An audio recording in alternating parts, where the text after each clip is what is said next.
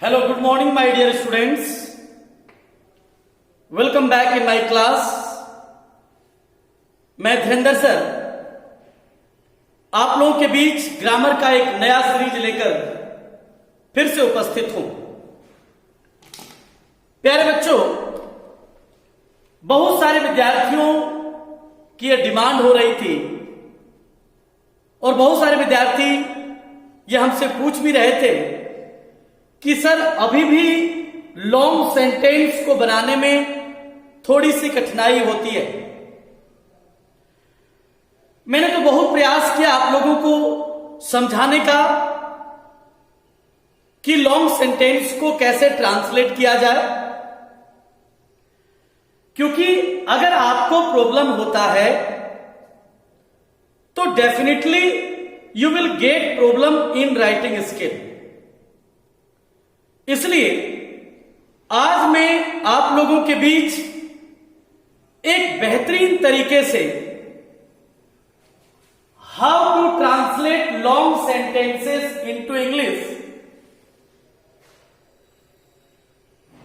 लेकर के आया हूं और यह समझाने का प्रयास करूंगा कि वाक्य चाहे कितना ही बड़ा क्यों ना हो, आप आराम से उसे ट्रांसलेट कर सकते हैं।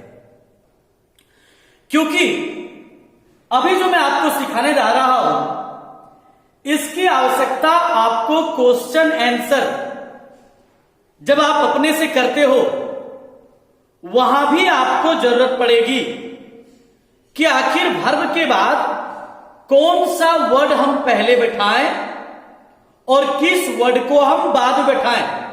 ये कंफ्यूजन आप लोगों को रहता होगा, तो चलिए आज हम आपके सारे कंफ्यूजन को दूर कर देंगे। बट आप लोगों से रिक्वेस्ट है कि आप मेरी इस वीडियो को फुल वॉच करें और तब जाकर के आप डिसाइड करोगे तो आपको ये कहना पड़ेगा कि नहीं सर अब हमें लॉन्ग सेंटेंस को बनाने में कोई प्रॉब्लम नहीं आता है। चलिए प्यारे बच्चों, अगर सेंटेंस की अगर हम बात करें तो सबसे पहले आपको जानना होगा पार्ट्स ऑफ सेंटेंस। आखिर वाक्य बनाते समय किन किन चीजों की आवश्यकता होती है और कितने पार्ट्स आते हैं। तो ध्यान रहे, मैंने एक फॉर्मूला लिखा है। सब्जेक्ट आप पहचानते होंगे, एस मीन सब्जेक्ट, एच भी मतलब हेल्पिंग वर्ब, भी मतलब verb, O means object, C means complement. 5 term है, सब्जेक्ट, हेल्पिंग वर्ब, ऑब्जेक्ट और कंप्लीमेंट।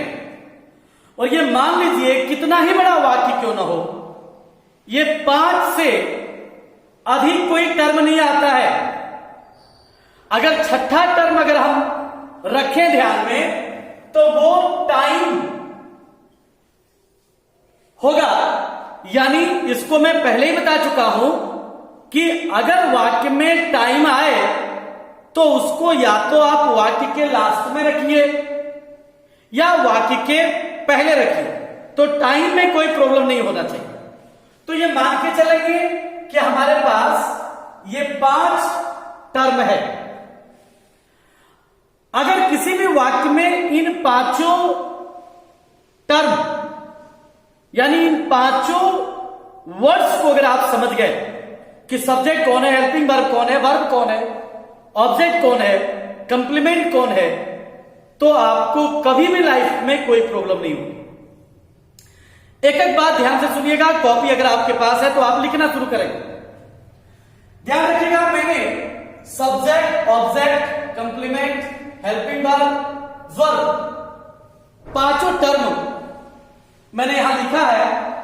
आप अगर ये 5 टर्म को समझ जाएं तो आपकी सारी परेशानी समाप्त। ध्यान रहे, आप कॉपी में लिखना शुरू करेंगे या समझने का प्रयास करिए।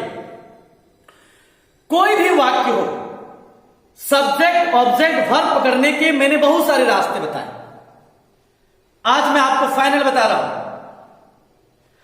अगर किसी भी वाक्य के मुख्य क्रिया में, ध्यान रहे, यू आर राइटिंग, अगर किसी भी वाक्य के मुख्य क्रिया में कौन और किसने लगाकर प्रश्न करने पर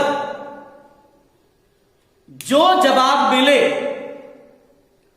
वह वाक्य का सब्जेक्ट कहलाता है। बिल्कुल क्लियर होना चाहिए। ऑब्जेक्ट के बारे में जानिए। वाक्य के मुख्य क्रिया में क्या, किसको, किसे, किससे लगाकर प्रश्न करने पर जो जवाब मिले वही वाक्य का ऑब्जेक्ट कहलाता है। ध्यान रहे, अगर ये चारों प्रश्न करने के बाद अगर कोई जवाब नहीं मिले तो आपको जान लेना है कि उस वाक्य में कोई ऑब्जेक्ट नहीं है। बिल्कुल क्लियर। कंप्लीमेंट, ध्यान रहे, मैंने लिखा है जो शब्द उपयुक्त प्रश्नों से मैच न करे। ये सारे प्रश्न वाक्य के मुख्य क्रिया में करना है। और आपको पता है कि हिंदी वाक्य में केवल एक वर्ड का प्लेस फिक्स है। हिंदी और अंग्रेजी सेंटेंस में यही प्रॉब्लम है बच्चों। मैंने शुरू में ही बताया था कि इंग्लिश सेंटेंस बहुत ही डिसिप्लिन्ड होते हैं, उसमें वर्ड का प्लेसिंग फिक्स होता है। लेकिन हिंदी में हम शब्दों को इधर उधर करके भी वाक्य बोल लेते हैं। लेकिन अंग्रेजी में जिस वर्ड का जहां प्लेसिंग है उसको आप वहीं रखिएगा तभी सही होगा। और प्लेसिंग प्रॉपर क्या है? पहले सब्जेक्ट आएगा, फिर हेल्पिंग वर्ब, फिर वर्ब, फिर ऑब्जेक्ट, फिर कंप्लीमेंट। याद रखिएगा, अगर वाक्य में ऑब्जेक्ट और कंप्लीमेंट दोनों रहे तो पहले ऑब्जेक्ट फिर कंप्लीमेंट। तो कंप्लीमेंट के बारे में मैंने क्या कहा कि वाक्य के मुख्य क्रिया में जब ये 6 प्रश्न आप करेंगे और इन 6 प्रश्न का जवाब जब आपको नहीं मिलेगा, यानी वाक्य के जिन शब्दों का मिलान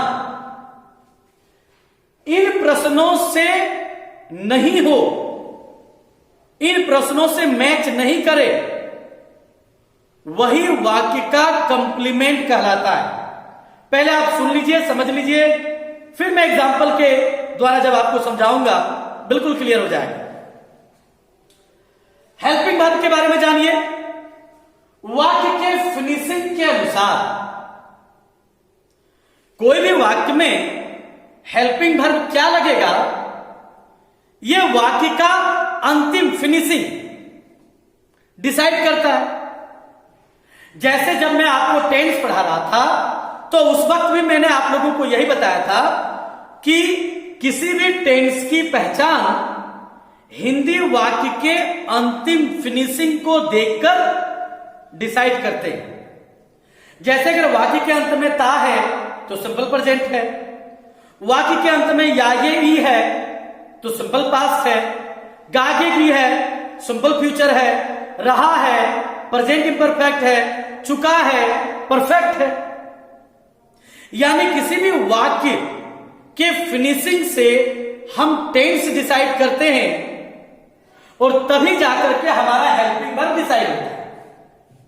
अभी लास्ट डे में हम मॉडल का क्लास ले रहे थे तो वहां मैंने बताया था कि अगर वाक्य के अंत में सकता है रहे तो कैन लगाना है, सका रहे कुड लगाना है, सकता था रहे कुड हैव लगाना है।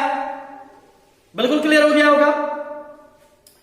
वर्ब वाक्य के अंत में, अभी मैंने बताया था जस्ट कि किसी भी हिंदी वाक्य में क्रिया लास्ट में होता है।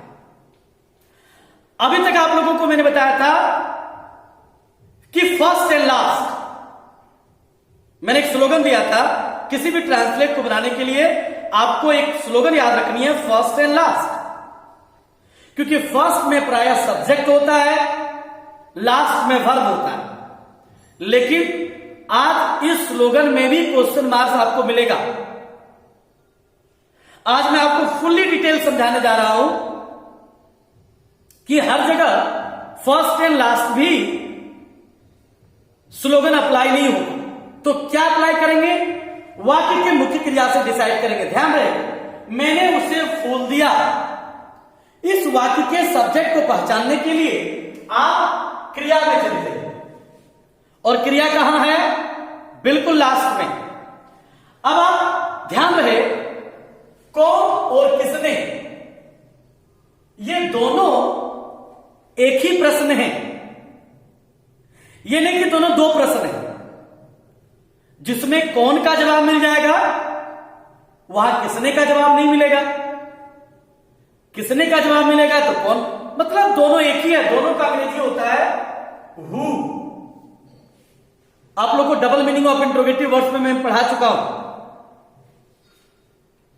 तो मैंने उसे फूल दिया, किसने दिया? तो जवाब मिलेगा मैंने दिया, सब्जेक्ट हो गया। मुझे नहीं लगता है किसी को कोई प्रॉब्लम हुआ होगा। अब प्रश्न कीजिए ऑब्जेक्ट को पकड़ने के लिए क्या और किसको। फिर आप ध्यान रखिएगा, ये किसको तीनों मिलकर के एक है और क्या अलग है। आप लोगों को बहुत पहले ही मैंने बताया था, किसी भी वाक्य में ऑब्जेक्ट दो ही हो सकता है। क्या का जो जवाब मिलेगा वो वस्तुवाचक ऑब्जेक्ट होगा, इसको हम लोग डायरेक्ट ऑब्जेक्ट बोलते हैं। और ये तीनों का जो जवाब मिलेगा वो व्यक्तिवाचक ऑब्जेक्ट होगा, इसको हम इनडायरेक्ट ऑब्जेक्ट बोलते हैं। डायरेक्ट और इनडायरेक्ट दो ऑब्जेक्ट होते हैं। व्यक्ति वाला इनडायरेक्ट कहलाता है, वस्तु वाला डायरेक्ट ऑब्जेक्ट कहलाता है। लेकिन ध्यान रहे, आप लोगों को याद होगा मैंने कहा था, अगर वाक्य में व्यक्ति और वस्तु दोनों ही ऑब्जेक्ट रहे तो कोशिश करेंगे हम व्यक्तिवाचक ऑब्जेक्ट को पहले रखें और वस्तुवाचक ऑब्जेक्ट को बाद में। ध्यान रहे, अब प्रश्न करेंगे क्या दिया? फूल दिया। किसे दिया? उसे दिया। यानी किसको, किसे और किससे, ये तीनों मिलकर के एक ही है। यानी ये तीनों में से किसी एक का जवाब है। यानी टोटल क्वेश्चन अगर देखा जाए सब्जेक्ट और ऑब्जेक्ट को पहचानने के लिए तो 3 क्वेश्चन होते हैं। पहला हो गया कौन और किसने, जिससे आप सब्जेक्ट पहचानोगे। दूसरा हो गया क्या और किसको, जिससे आप ऑब्जेक्ट पहचानोगे। अब आपके सामने क्लियर हो गया, सब्जेक्ट वर्ब ऑब्जेक्ट आ गया। तो सूत्र कहता है सब्जेक्ट हेल्पिंग वर्ब। तो आपको पता है कि किसी भी सेंटेंस का 2 फॉर्मूला होता है। पहले मैंने बताया था, सब्जेक्ट वर्ब ऑब्जेक्ट। यानी कुछ ऐसे वाक्य होते हैं जिसमें हेल्पिंग वर्ब नहीं होता है, जो सिंपल प्रेजेंट और सिंपल पास्ट होता है। तो मैंने दिया, यानी सब्जेक्ट और वर्ब का पहले काम करेंगे तो हो जाएगा आई गेव। अब 2 ऑब्जेक्ट है तो मैंने कहा पहले व्यक्ति को दीजिए, तो व्यक्ति हो गया उसे, हिम। खत्म, कोई टेंशन नहीं। आई गेव हिम ये फ्लावर। लेकिन ध्यान रहे, व्यक्ति और वस्तुवाचक में आप अगर चाहें तो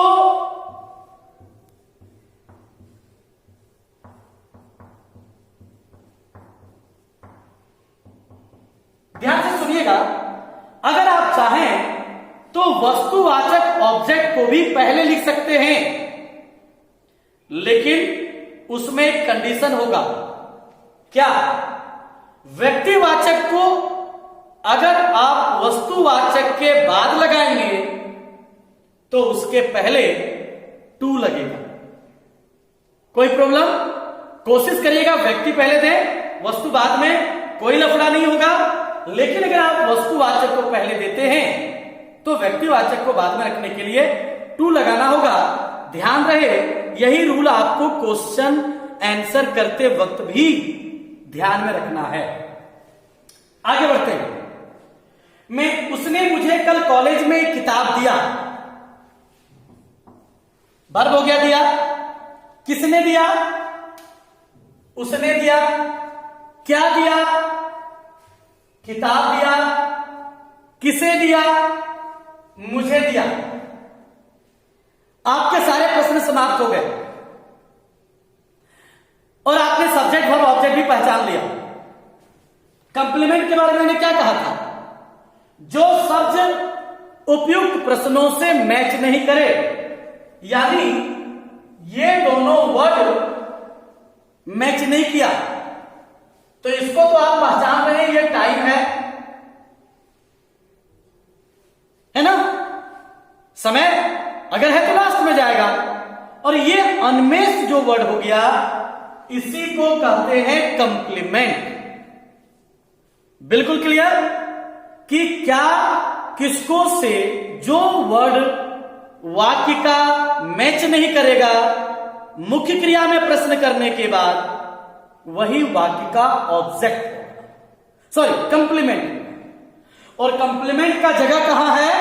ऑब्जेक्ट के बाद। अब आप बिल्कुल क्लियर हो गए कि किस शब्द को कहां लिखना है। तो अब इसका होगा उसने दिया, ही गेव। यहां भी दो ऑब्जेक्ट है, मुझे और एक किताब, तो व्यक्ति हमने पहले दे दिया मी ए बुक। एक चीज ध्यान फिर आप कॉपी में नोट करोगे, ऑब्जेक्ट और कंप्लीमेंट को पहचानने का इंग्लिश सेंटेंस में एक और ट्रिक है, या दोनों के यूज में एक और इंपॉर्टेंट बात याद रखिएगा कि पहले मैं बना दूं फिर मैं समझाता हूं। अब कॉलेज में इन कॉलेज और कल को समय लास्ट में यस्टरडे। बिल्कुल हो गया। सब्जेक्ट पहले दिया, फिर वर्ब दिया, फिर दोनों ऑब्जेक्ट दिया, उसके बाद कंप्लीमेंट दिया, फिर लास्ट में टाइम दे दिया। अभी मैं बता रहा था ऑब्जेक्ट और कंप्लीमेंट में एक माइनर डिफरेंस है। पहला ये ऑब्जेक्ट पहले आएगा, कंप्लीमेंट बाद में जाएगा। दूसरी इंपॉर्टेंट बात, वर्ब के बाद जब ऑब्जेक्ट आएगा तो उसमें प्रायः कोई प्रीपोजिशन नहीं लगेगा, लेकिन कंप्लीमेंट के पहले कोई ना कोई प्रीपोजिशन, कंप्लीमेंट के पहले कोई ना कोई प्रीपोजिशन जरूर लगेगा। इस बात को आप ध्यान रखिएगा। अब फटाफट मैं सब बना देता हूं। मुझे लगता है कि अब आप समझ गए होंगे। मैंने उसे कल स्कूल आने के लिए कहा हमेशा हमको वर्ब पहले चुनना है, लास्ट वाला। किसने कहा? मैंने कहा। किसे कहा? उसे कहा। अब ध्यान दीजिएगा क्या कहा, तो इसका जवाब हो सकता है स्कूल आने के लिए। गौर से इस जगह सुनिएगा, फिर कंफ्यूजन होगा आपको। क्या का जवाब मैंने क्या कहा? कोई वस्तु या कोई चीज होनी चाहिए, तभी वो ऑब्जेक्ट वो होगा। अगर क्या का जवाब कोई बात आता है ना, तो ही हो सकता था ऑब्जेक्ट। इसलिए ये ऑब्जेक्ट नहीं है, क्योंकि क्या का जवाब कोई चीज कोई वस्तु होनी चाहिए, वही ऑब्जेक्ट होगा। यहां वर्ब आ रहा है, इसलिए ऑब्जेक्ट नहीं है, ये भी कंप्लीमेंट है। और ये टाइम हो गया, तो मैंने उसे कहा, आई टोल्ड हिम। आई टोल्ड हिम क्या कहा? स्कूल आने के लिए। तो आपको पता है कि मुख्य क्रिया के अलावा कोई अन्य क्रिया है, उसके पहले टू लगता है। टू कम टू स्कूल, कल।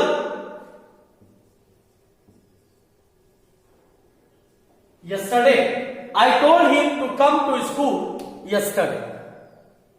फिर आप ध्यान दीजिएगा, राम बाजार जाता है। आपके मन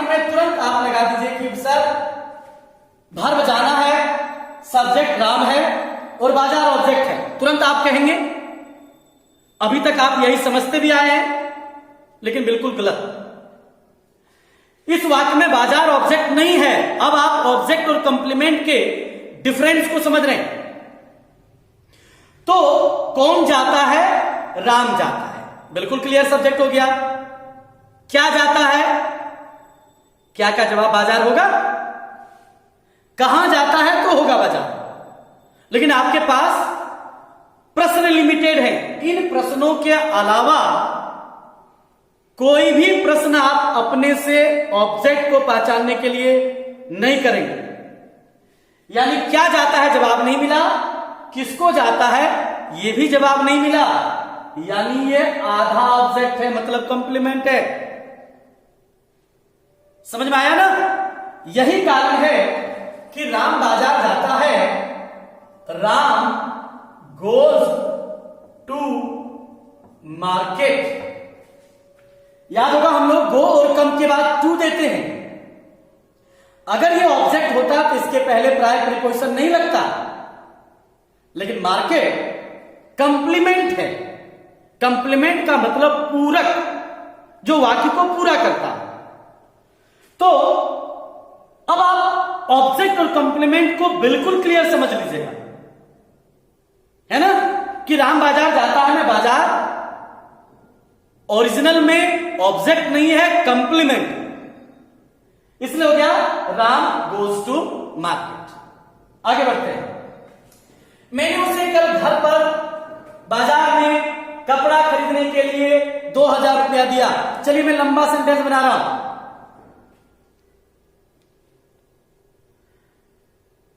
यही आपको प्रॉब्लम भी होता है। तो दिया, क्या कौन किसने दिया? मैंने दिया। क्या दिया? 2000 रुपया दिया। किसको दिया? उसे दिया। अब जो आप देख रहे हो घर पर बाजार में कपड़ा खरीदने के लिए, ये सारे क्या हैं? क्योंकि अनमैच्ड है, प्रश्नों से मैच नहीं किया, ये सारे कंप्लीमेंट है। यानी ये सारे वर्ब के बाद जाएंगे। और कल ये तो टाइम है, तो कैसे बनाएंगे? पहले कर्ता, कर्म और क्रिया। तो मैंने दिया, आई गेव। क्या दिया? तो हम लोग, अच्छा पहले एक बार में वस्तुवाचक को भी आगे कर देता हूं। 2000 रुपीज दिया, उसे दिया, व्यक्ति को बाद में ले जाएंगे, टू लगेगा।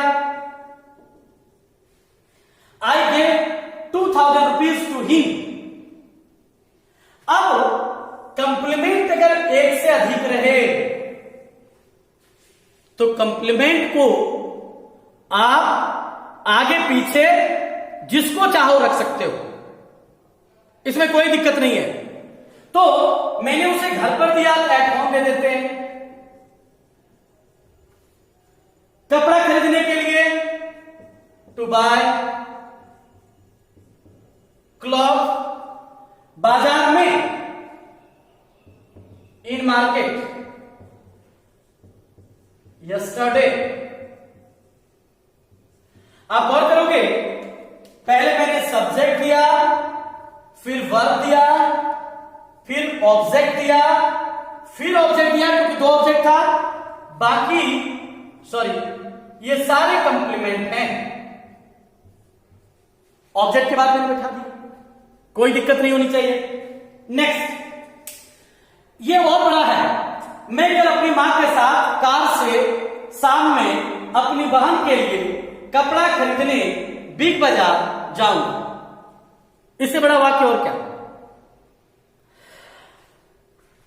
अब आप यहां समझोगे, मैं जाऊंगा, कौन जाएगा? मैं जाऊंगा। सब्जेक्ट वर्ब क्लियर हो गया। क्या जाऊंगा? कोई जवाब नहीं मिला। किसको जाऊंगा? यह भी जवाब नहीं मिला। ध्यान दीजिएगा, किससे जाऊंगा तो जवाब मिल रहा है कार से। ध्यान दीजिएगा, एक और कंफ्यूजन। लेकिन किससे का जवाब क्या होना चाहिए? व्यक्ति। कार व्यक्ति नहीं है। ध्यान दीजिएगा, कुछ जगह आपको कंफ्यूजन है तो बिल्कुल क्लियर हो लीजिएगा कि किसको, किसे और किससे का जवाब व्यक्ति होना चाहिए, क्या का जवाब वस्तु होना चाहिए। इसलिए ये कंप्लीमेंट है, ये टाइम है, ये भी कंप्लीमेंट है, ये भी कंप्लीमेंट है, ये भी कंप्लीमेंट है, ये भी कंप्लीमेंट है, ये भी टाइम है। इस वाक्य में सब्जेक्ट वर्ब के अलावा 1 2 3 4 5 कंप्लीमेंट, 2 टाइम तो लास्ट में जाएगा। अब प्रश्न उठता है कि सर अगर वाक्य में ऑब्जेक्ट नहीं रहेगा तो वर्ब के बाद पहले किसको लगाएं? तो मैं जाऊंगा, तो आप बनाइएगा आई शैल गो। मैं जाऊंगा, आई शैल गो। आपको पता है अगर वाक्य में मुख्य क्रिया के रूप में गो या कम रहे तो उस वाक्य में कोई कंप्लीमेंट नहीं होगा, सॉरी उस वाक्य में कोई ऑब्जेक्ट नहीं होगा। ध्यान रखिएगा, गो या कम वाले में ऑब्जेक्ट होगा ही नहीं, क्योंकि उसका क्या और किसको का जवाब मिलेगा ही। तो आई शैल गो, और आपको पता है कि गो और कम के बाद स्थान देंगे तो टू बी बजाय आई शैल गो टू बी बजाय। क्लियर है?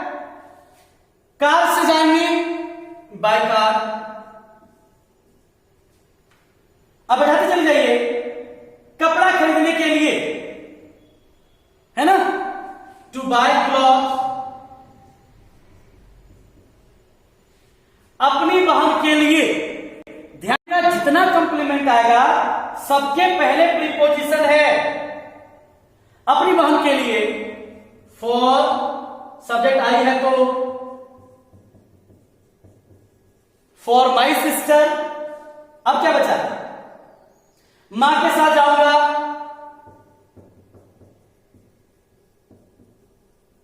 यहां देखिए प्रीपोजिशन लग गया विथ मदर। अब क्या बचा? अपनी मां के साथ है ना, तो यहां पे आप लिख दीजिए विथ माई मदर। अब बच गया कल शाम में, तो कल शाम में का अंग्रेजी होगा नेक्स्ट इवनिंग। एक ही वर्ड हम चूज कर लेंगे, यानी अगली शाम को लास्ट में दे देंगे नेक्स्ट इवनिंग। नेक्स्ट इवनिंग का मतलब ही हो गया कल शाम में। नेक्स्ट या लास्ट लग जाए तो उसके पहले फिर इन, एट इत्यादि कोई प्रीपोजिशन नहीं लगता। नेक्स्ट इवनिंग का मतलब ही हो गया अगली शाम। चलिए और इंटरेस्टिंग और 2 एग्जांपल के साथ मैं फिनिश करूंगा। मुझे इस शहर में कोई नहीं जानता है। अगर मैं आपको सब्जेक्ट वर्ब ऑब्जेक्ट चुनने के लिए कहूंगा तो निश्चित रूप से आप इसको कहोगे सर ये वर्ब हुआ, ये सब्जेक्ट हुआ, ये ऑब्जेक्ट हुआ और ये कंप्लीमेंट हुआ। अब आप चुन लोगे आराम से, कहीं कोई दिक्कत? लेकिन आपने गलत किया। ऐसे तो आपको देखने में बिल्कुल सही लग रहा है कि सर फर्स्ट वाले को सब्जेक्ट बना दिया, लास्ट वाले को वर्ब बना दिया, फिर ऑब्जेक्ट कंप्लीमेंट कर दिया। लेकिन चलिए अब हम प्रश्न से जानने का प्रयास करते हैं कि क्या हमने सही किया। कौन जानता है? मुझे इस शहर में कोई नहीं जानता है, तो प्रश्न करेंगे कौन जानता है। बताइए जवाब क्या मिलेगा? जवाब मिलेगा कोई नहीं। अब ध्यान दीजिएगा, इस वाक्य का सब्जेक्ट कोई नहीं हुआ, मुझे नहीं सब्जेक्ट हुआ। क्या जानता है? जवाब नहीं मिला। किसे जानता है? मुझे। आप जिसको सब्जेक्ट मान रहे थे रियल में वो ऑब्जेक्ट है। अब आपको समझ में आ रही है? तो किसी भी वाक्य के सब्जेक्ट और ऑब्जेक्ट को पहचानने के लिए जो हमने प्रश्न दिए हैं वो अगर आप यूज करोगे कभी गलती नहीं होगी। अब जो बच गया सो कंप्लीमेंट हो गया। इसलिए इसका ट्रांसलेशन जब आप बनाओगे, मुझे इस शहर में कोई नहीं जानता है, तो सब्जेक्ट पहले देना पड़ेगा कोई नहीं, नोबडी। सब्जेक्ट दे दिए, फिर वर्ब। ध्यान दिया आपने कि हिंदी वाक्य में वर्ड का प्लेसमेंट इधर उधर हो गया, यहां सब्जेक्ट हो गया, कहीं पहले में था, लेकिन अंग्रेजी में मैंने कहा ना बड़ा डिसिप्लिन होता है, सब्जेक्ट वाक्य के शुरू में ही आया, इसलिए नोबडी नोज। अब ऑब्जेक्ट देंगे मुझे, मी इस शहर में, कंप्लीमेंट है, in this town. Nobody knows me in this town. तुमको स्कूल में अंग्रेजी कौन पढ़ाता है? इसमें भी आप सब्जेक्ट चुन लोगे, ये सब्जेक्ट वर्ब आप चुन लीजिएगा, बिल्कुल गलत। आपको याद होगा मैंने बताया था, अगर किसी भी वाक्य में प्रश्नवाचक शब्द कौन या किसने लगा रहे, उस वाक्य में सब्जेक्ट होता ही नहीं है, क्योंकि इसमें प्रश्न ही है कौन, यानी यही सब्जेक्ट का काम कर रहा है इस वाक्य में। कौन और किसने वाले वाक्य में सब्जेक्ट का काम कौन करेगा, इसलिए ये हो गया सब्जेक्ट, ये हो गया वर्ब। तो कौन पढ़ाता है? हु टीचेस, क्या पढ़ाता है? अंग्रेजी। किसको पढ़ाता है? तुमको, यानी जिसको आप सब्जेक्ट जान रहे थे वो रियल में ऑब्जेक्ट है। तो who teaches you English.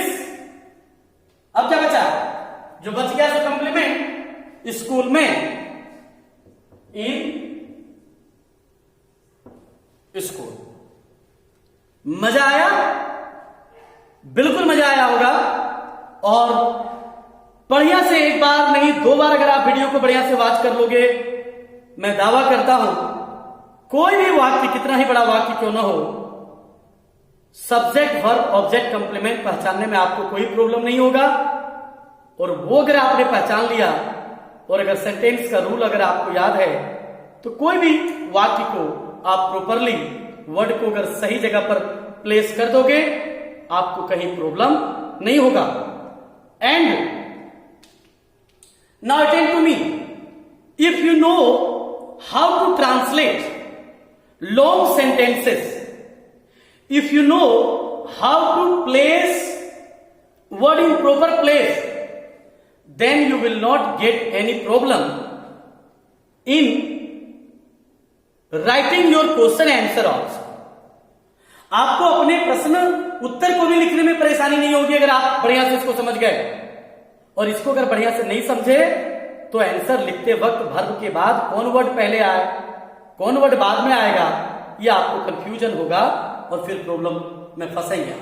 Last एक चीज याद रखिएगा, अगर कोई सेंटेंस आप लिख रहे हो तो वर्ब के बाद बिना प्रीपोजिशन वाला वर्ड पहले होता है, प्रीपोजिशन वाला वर्ड बाद में होता है।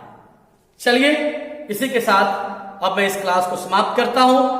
अब आप कोई भी सेंटेंस उठा करके देख लेना, आपको समस्या नहीं होगी। डियर स्टूडेंट्स, अगर कोई स्टूडेंट वैसे हो जो हमारे वीडियो को वॉच कर रहे हो और अगर आपने अभी तक मेरी चैनल को सब्सक्राइब नहीं किया है तो please subscribe my channel, and if you like my video then press the like button, comment and share my video. Thank you. Sorry, मैं चाहूंगा कि स्क्रीनशॉट आप नहीं ले पाए थे, आप बढ़िया से स्क्रीनशॉट लीजिए।